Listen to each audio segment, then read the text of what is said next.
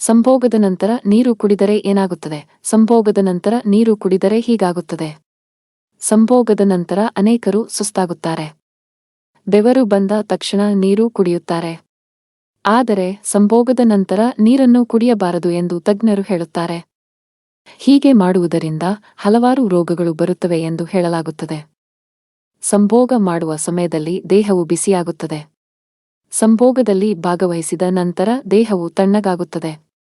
ತಣ್ಣೀರು ಕುಡಿದರೆ ಪಾರ್ಶ್ವವಾಯು ಬರುವ ಸಾಧ್ಯತೆ ಹೆಚ್ಚಾಗಿರುತ್ತದೆ ಎಂದು ಹೇಳಲಾಗುತ್ತದೆ. ಇದಲ್ಲದೆ ದೇಹದಲ್ಲಿ ಶಕ್ತಿ ಕಡಿಮೆಯಾಗುವುದು ಮತ್ತೆ ಸಂಭೋಗಿಸುವ ಆಸಕ್ತಿಯ ಕೊರತೆಯಂತಹ ಸಂಗತಿಗಳು ಸಂಭವಿಸುತ್ತವೆ. ಮಿಲನಕ್ಕೂ ಮುನ್ನ ಎಷ್ಟು ನೀರು ಬೇಕೋ ಅಷ್ಟು ಕುಡಿಯಬಹುದು ಎನ್ನುತ್ತಾರೆ ತಜ್ಞರು.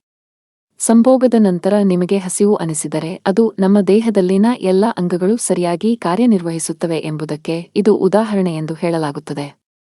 ಹಸಿವಾದ ತಕ್ಷಣ ಬಾದಾಮಿ ಹಾಲು, ಬಿಸ್ಕತ್ತು, ಹಣ್ಣಿನ ಜ್ಯೂಸ್ ಕುಡಿಯುವುದು ಆರೋಗ್ಯಕ್ಕೆ ಒಳ್ಳೆಯದು ಎಂದು ಹೇಳಲಾಗುತ್ತದೆ. ನಿಮಗೆ ಈ ವಿಡಿಯೋ ಇಷ್ಟವಾದರೆ ಲೈಕ್ ಮಾಡಿ ಹಾಗೂ ನಮ್ಮ ಚಾನೆಲ್ ಸಬ್ಸ್ಕ್ರೈಬ್ ಮಾಡಿಕೊಳ್ಳಿ. ಇನ್ನೂ ಹೆಚ್ಚಿನ ಮಾಹಿತಿಗಾಗಿ ನಮ್ಮ ಟೆಲಿಗ್ರಾಮ್ ಗ್ರೂಪ್ಗೆ ಜಾಯಿನ್ ಆಗಿ.